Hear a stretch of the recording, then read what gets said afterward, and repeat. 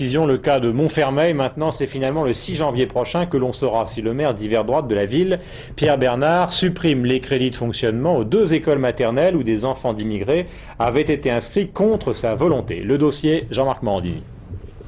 21h hier soir, la préfecture de Seine-Saint-Denis publie un communiqué dans lequel elle affirme que le maire de Montfermeil a décidé de revenir sur sa décision. Désormais, il acceptera dans ses écoles tous les élèves immigrés.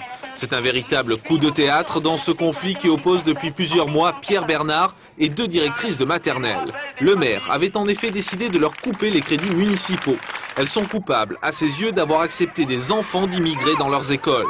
Apprenant la reculade du maire hier soir sur le plateau d'Aparté, Jean-Marie Le Pen réagit, il parle de capitulation. Il a capitulé devant la pression qui s'est exercée sur lui.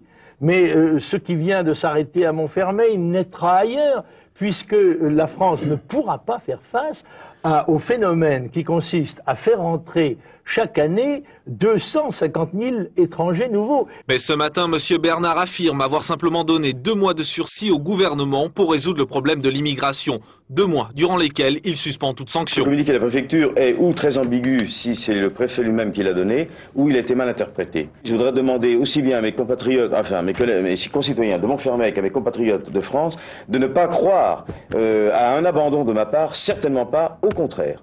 Nous allons nous prendre 2 mois, nous aussi, pour élargir au maximum le mouvement et au-delà de Beaucaire et de Creil.